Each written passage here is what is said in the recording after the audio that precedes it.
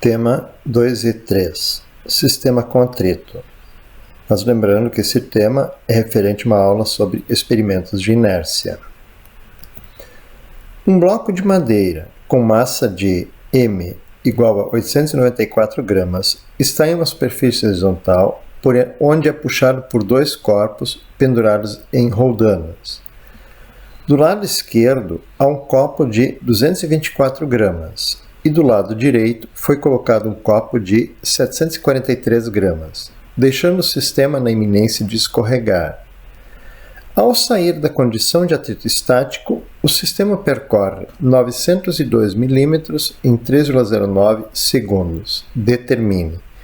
Então, antes de começar a fazer contas, ler as perguntas, vamos fazer a figura para entender a situação, representar a situação descrita no sistema. Então, o bloco M de 894 gramas está aqui.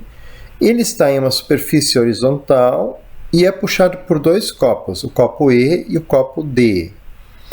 O copo da esquerda, esse é o copo E, tem 224 gramas e o copo D, o da direita, tem 743 gramas. Nessa situação aqui, o sistema permanece em repouso, mas está na iminência de escorregar. Se der uma batida na mesa, se romper algumas irregularidades, ele começa a escorregar porque o peso da direita é maior. Aqui eu vou fazer uma observação. O tema, se eu não me engano, é o peso da esquerda que é maior. Então, o peso da esquerda vai ficar em cima, o bloco vai ficar nessa extremidade aqui e o peso da direita vai ficar embaixo. E isso também muda um pouquinho na hora de fazer as contas. O princípio básico é o mesmo, mas tem que cuidar os valores que vai colocar em cada conta. Então agora a pergunta A. Determine o módulo da força de atrito estático que atua no sistema, quando o sistema está em repouso. Eu quero a resposta em newton. Então, onde vai ter atrito estático é na superfície entre o bloco e a superfície horizontal. Os copos E e D não têm atrito estático, então não estão encostando na superfície. Mas eles estão puxando. O copo D faz uma força para a direita, que é igual ao seu peso, e o copo E faz uma força para a esquerda, que é igual ao seu peso. E se ele está em repouso, a força de atrito estático deve ser igual à diferença entre estes dois pesos. Então, o peso da direita, que é o maior, menos o peso da esquerda, menos a força de atrito máximo, tem que dar zero, porque o sistema está em repouso, então a resultante é zero. Então aqui eu posso isolar que a força de atrito máximo é o peso da direita menos o peso da esquerda. Como o peso é massa vezes gravidade, eu vou ter massa da direita vezes gravidade, menos massa da esquerda vezes gravidade. Onde eu ainda posso, então, substituir os dados. Então, primeiro eu vou fazer 0,743, que é a massa da direita convertida em quilos, menos 0,224, que é a massa da esquerda convertida em quilos, eu vou ter 0,519. Então, a força de atrito máxima vai ser 0,519 vezes a gravidade 9,81. Então, 5,09139 newtons. A resposta com 3 algarismos, então, vai ficar 5,09 newtons na pergunta A. Agora a pergunta B. O valor do coeficiente de atrito estático que atua entre a mesa e o bloco de massa M. Então eu tenho que a força de atrito máximo é coeficiente de atrito vezes a normal. Neste caso, a normal é igual ao peso, que é massa do bloco vezes a gravidade. Isolando o coeficiente de atrito, eu vou ter coeficiente de atrito igual a força de atrito máximo dividido por massa vezes gravidade. Então, agora eu posso substituir os dados. Então, eu tenho aqui a força de atrito máxima, eu vou ter que dividir isto por, abre parênteses, 0,894 vezes 9,81, fecho parênteses, igual Então, o coeficiente de atrito estático deu 0,580536. Ou, com 3 algarismos, o coeficiente de atrito estático para a pergunta B é 0,581. Não tem unidade medida porque é força dividido por força. A pergunta C. A aceleração quando o sistema sai da condição de atrito estático. Então, quando sai do atrito estático, ele vai ter uma aceleração que eu posso calcular porque eu conheço a distância percorrida e eu conheço o tempo. Então, função horária das distâncias, distância igual a 1/2 de aceleração vezes tempo ao quadrado, mais velocidade inicial vezes tempo. Este segundo termo vai desaparecer, porque a velocidade inicial é 0, ele estava em repouso. Então, a aceleração vai ser 2 vezes a distância dividido pelo tempo elevado ao quadrado. Então, 2 vezes 902 milímetros, divide por 1000, são 0,902 metros, dividido por 3,09. Então, 2 vezes 0,902 dá 1,804. E 3,09 ao quadrado, 9,5481. Então, a aceleração vai ser 1,804, não pegou a vírgula, 1,804 dividido por 9,5481 igual 0,18894 metros por segundo ao quadrado. Ou, com 3 algarismos, 0,189 é a resposta para a pergunta C. Pergunta D. O módulo da força de tração que atua na corda da direita. Então, se eu considerar somente o copo da direita, ele vai descer. Então, vai ter o peso da direita menos a força da corda, vai ser a força resultante sobre o copo da direita. Então, a resultante do lado direito vai ser peso do lado direito menos tração no lado direito. Substituindo aqui, a força resultante é massa vezes aceleração, o peso é massa vezes gravidade, permanece tração do lado direito como incógnita, que pode ser isolado. Então, a tração do lado direito vai ser massa da direita vezes gravidade, menos massa da direita vezes aceleração.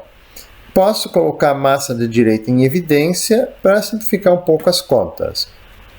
Então, com a substituição de dados, eu vou ter 0,743, que é a massa do copo, vezes 9,81 menos a aceleração.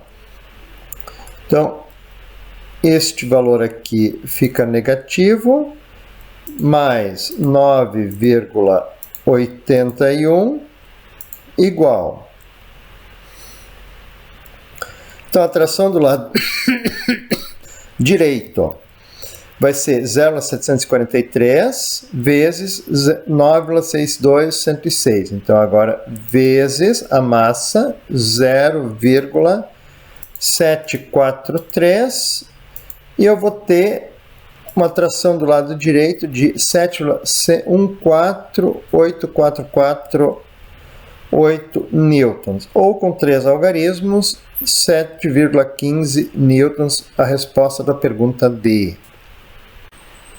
Pergunta E. O modo da força de tração que atua na corda da esquerda. Então, o copo da esquerda vai subir, logo a tração da esquerda é maior. Então, nesse caso, eu vou ter que a resultante do lado esquerdo vai ser a tração menos o peso do lado esquerdo.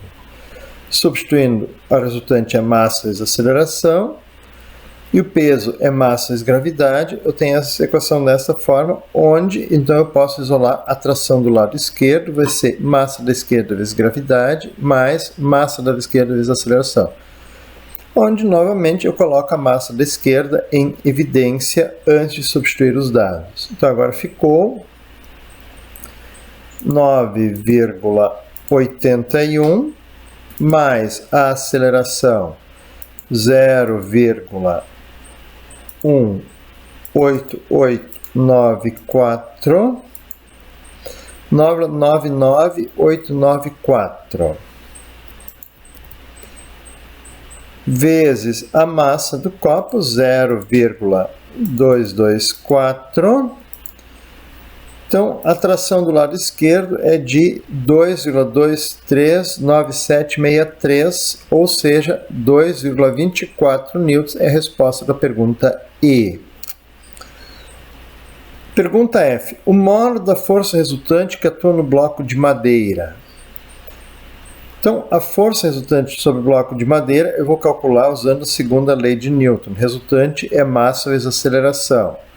Então, a massa do bloco são 894 gramas, convertidas para quilos, e a aceleração é esse valor de 1,8894. Então, 0,894 vezes 0,18894 igual. Então, a resultante é de 0,168912 newtons, ou seja, 0,169 newtons é a resposta para a pergunta F. Pergunta G. O módulo da força de atrito cinético que atua entre o bloco de madeira e a mesa. Então, se eu considerar as forças que atuam sobre o bloco, eu vou ter que a resultante sobre o bloco de madeira, M, é a tração do lado direito menos a tração do lado esquerdo menos a força de atrito cinético que atua durante o movimento.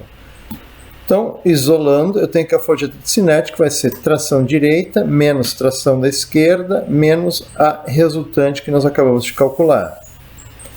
Substituindo os dados, eu vou ter 7,14848 menos 2,23976